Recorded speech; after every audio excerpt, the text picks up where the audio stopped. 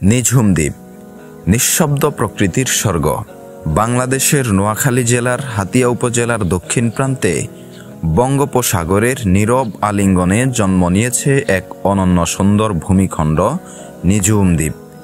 নিঝুম নামের মতোই শান্ত, নির্জন আর স্বপ্নীল, প্রকৃতির আদিম রূপের সাথে যার পরিচয় এখনও অটুট। 1950-এর দশকে জেগে ওঠা এই দ্বীপ একসময় ছিল নির্জন, জনবসতিহীন বালুচর। 1970-এর দশকে নোয়াখালীর নতুন চরের নামেই পরিচিত ছিল। পরবর্তীতে বন বিভাগের উদ্যোগে ব্যাপক বনায়ন কর্মসূচি আর প্রকৃতির নিজস্ব শক্তিতে গড়ে ওঠে জীববৈচিত্র্য সমৃদ্ধ এক অপূর্ব ভূমি। সেই থেকেই নাম নিঝুম দ্বীপ। নিঝুম দ্বীপ জীববৈচিত্র্যের এক জীবন্ত রাজ্য। এখানে রয়েছে হাজার হাজার চিত্রা হরিণ, যা এই দ্বীপের প্রাণ। এছাড়াও রয়েছে বিভিন্ন প্রজাতির বন্য পাখি, বানর, শিয়াল, সাপ, কচ্ছপ ও বিস্তীর্ণ ম্যানগ্রোভ বন। সাগরের ঢেউ আর সবুজ বনের মিলন এই দ্বীপকে করেছে অনন্য। শীতকালে এখানে হাজার হাজার পরিযায়ী পাখির আগমন দ্বীপের শান্ত সৌন্দর্যকে আরও মায়াবী করে তোলে। নিঝুম দ্বীপের আকাশে যখন সূর্য ওঠে, পানির রঙে ছড়িয়ে পড়ে সোনালি আভা। দ্বীপের সমুদ্র সৈকত অবরুদ্ধহীন, কোলাহলমুক্ত, শান্ত।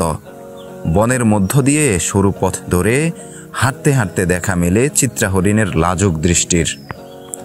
এখানকার রাত নামহীন নীরবতা আর অসংখ্য তারার আলোয় অদ্ভুত এক স্বর্গীয় অনুভূতি দেয়।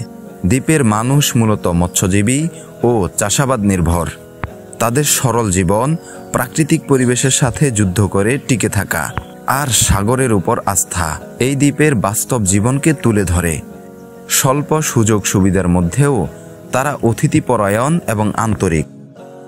ঢাকা থেকে প্রতিদিন বিকেল 5টা থেকে 6টায় হাতিয়ার উদ্দেশ্যে লঞ্চ ছাড়ে। চট্টগ্রাম বা নোয়াখালী থেকে প্রথমে যেতে হয় হাতিয়া। সেখান থেকে ট্রলার বা স্পিডবোটে পৌঁছে যাওয়া যায় নিঝুম দ্বীপে। যাত্রাপথে চোখে পড়ে নদীর বিশালতা, সাগরের রূপ আর প্রকৃতির অনাবিল সৌন্দর্য। প্রকৃতিপ্রেমীদের জন্য নিঝুম দ্বীপ এক অনবদ্য গন্তব্য। নিঝুম দ্বীপ যেন প্রকৃতির নীরব উপহার।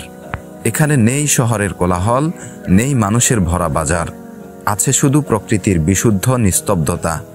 যারা বিশ্রাম খুঁজছেন, শান্তি খুঁজছেন, প্রকৃতির স্পর্শ খুঁজছেন, তাদের জন্য নিঝুম দ্বীপই পর্যাপ্ত। এটি শুধু একটি দ্বীপ নয়, এটি এক অনুভূতি। এটাই ছিল আমাদের আজকের ডকুমেন্টারি, নিঝুম দ্বীপ, নিঃশব্দ প্রকৃতির স্বর্গ।